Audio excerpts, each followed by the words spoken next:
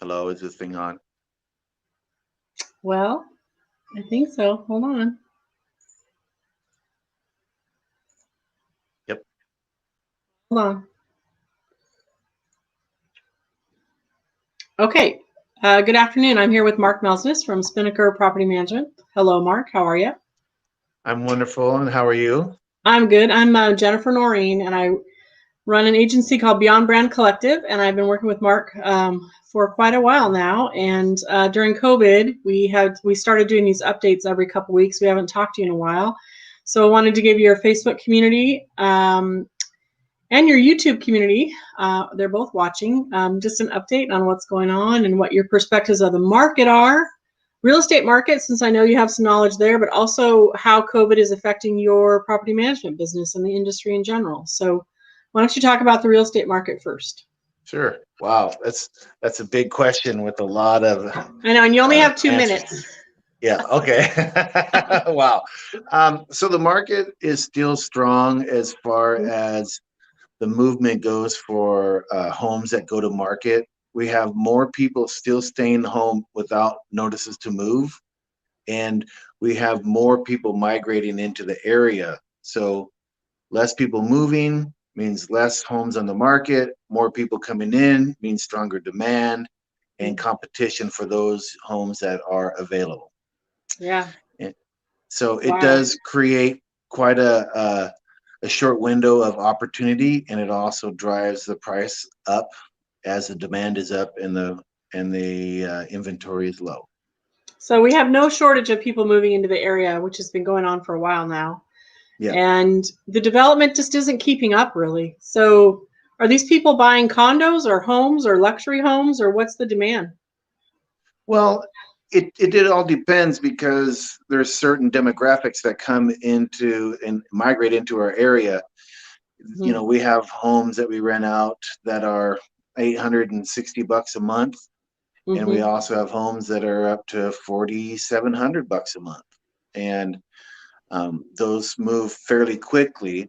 It's the ones that you find in the middle, the 3 bedroom, one and a half baths that are between the 15 and the 1800. Mhm. Those are really very difficult to find to even have comparables to. So, Yeah, yeah, that middle market. There's a huge yep, shortage here, right?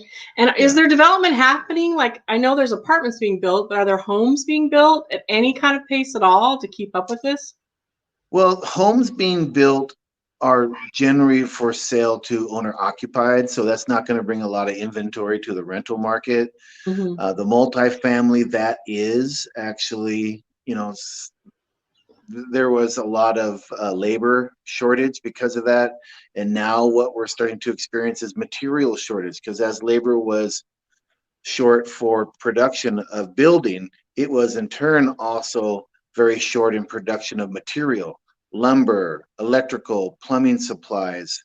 And now contractors are actually, searching around, not necessarily looking for the best price, but just trying to find product to build their projects. So the talent is back to work, but now we need supply. Yep. Yeah, I Hmm. have several clients that are impacted by the supply issue. It's been scary. It's caused a lot of creativity, I know, for many to try and figure out Yeah, sure how to has. serve their customers with what they have and come up with alternate sources for things. And Yep. yeah, crazy times. So you're an investor. You've owned property, but you also run a company called Spinnaker Property Management, and you saw less of an impact from COVID than you expected. I've Yep. heard pretty good news from you most of the time we've talked. Has that shifted at all as the rent assistant programs have increased and the stress has increased from COVID? What's kind of going on there? Yeah, we're still kind of holding our breath right now. As August rent came due, soon after that, the federal assistance extra unemployment amount ended. I think like around the 10th or the 12th, like that second week of August. Yeah. And we still have some people trailing who traditionally weren't trailing with what they owe in rent. And so what's it going to be for September? We're not quite sure. It's been a lot better than we expected from March all the way through August. Mm-hmm. Um, the stimulus check, tax returns, and then the unemployment federal bonus there made a huge difference, and that just ran out. So maybe that will make a difference. Maybe it won't.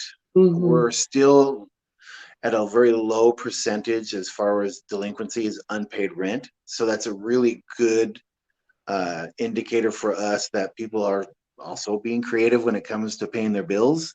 Yeah, and we And came out of such a making hay market. I mean, yes, the market was so good going into COVID that I think people had reserves, and what a relief that was for companies like yours, right? That people weren't coming out of desperate times into this.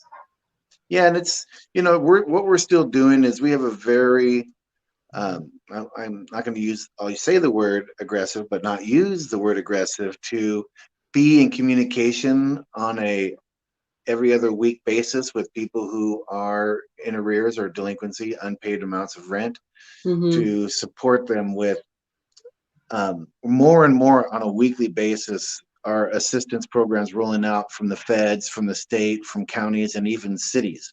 Like Hmm. Lakewood has their own, Tacoma has their own, University Place has their own assistance program for Wow. So arrears. it's Yeah, very community based even now. Wow. yeah. So it's getting So down to the micro level.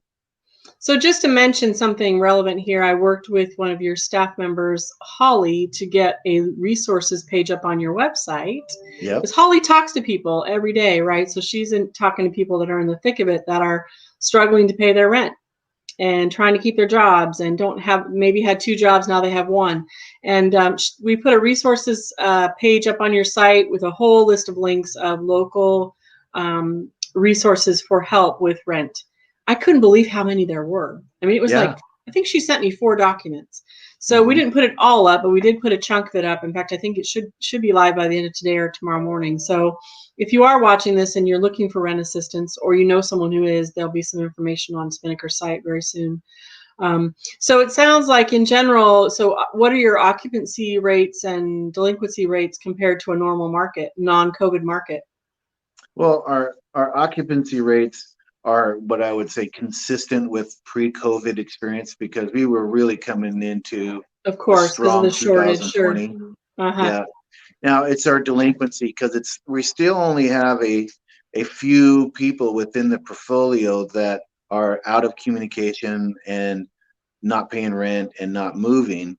Mm-hmm. However, those 7, maybe 10 people have now 5 to 6 months worth of compounded unpaid rent, and that really drives a unpaid balance, over an extended period of time. Sure. However, when you take it by the unit number, it really is a small percentage of the overall picture. Yeah. So it's still pretty normal, which is Yeah. amazing. Yeah. Hmm. So again, I think it's because we were prepared going into this. People Yeah. had reserves. So, Well, the other thing that I think made a big difference is that we were so connected with a whole bunch of agencies throughout that we are able to get those um, assistance program informations out to our residents who need them quickly, so they're at the head of the line, not in the middle or at the end of the line. because you are having the ongoing communications, you mean, just because as a company you're good at that? Is that what you mean? Yeah, and we work and network and support and are supported by a number of agencies, whether they're related to the Yeah. landlord housing provider realm or the assistance realm. It all flows in a number of different ways at different velocities. However, Sure. we end up in the pool with it. So Sure. Yeah. So you went into this with relationships with places like Landlord Liaison Program and Next yep. Chapter and other people that are helping. So it's not a new scenario for you to plug in your residents to those resources. So how about on the owner side? Are owners content and happy? I know you have many owner clients. You have multifamily and single family home owner clients. Yeah. Um, what are you seeing there? Well, for myself, I have, seen some really strong occupancies of the properties that I own myself. I Mm-hmm. actually do have, one renter at one of my properties that has not paid, and so that is a firsthand knowledge experience of that, as like an expectation. and Sure. not being fulfilled.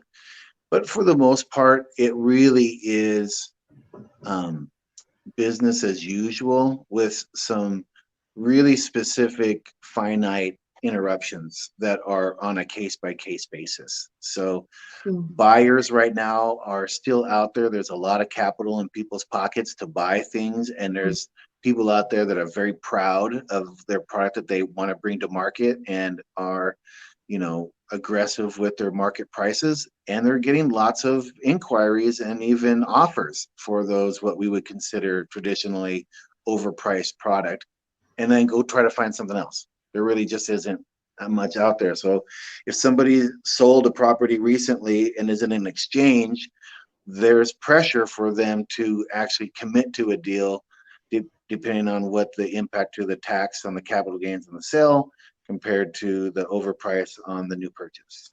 So I am a novice at this. And what I heard you Sorry. say, okay, a lot of lingo.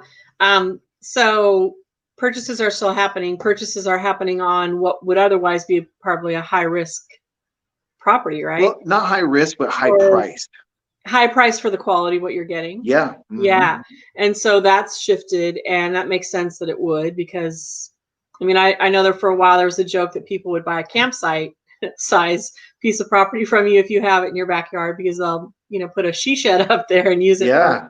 bed and breakfast or whatever. So yeah, there's just a huge demand in the Pacific Northwest, and I think that's only increased. It just seems like the real estate market, after realtors kind of got over the shock of COVID and figured out how to continue to do business, that it really is sort of business as usual. In fact, the Yeah. realtors I have as clients they're slammed.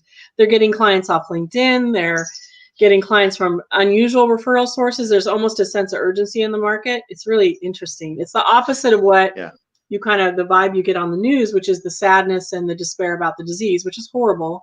But on the financial side of things, there are certain parts of our market that are completely healthy, it's exciting. Actually, it's stabilizing, right? So what an incredible time to live in the Pacific Northwest.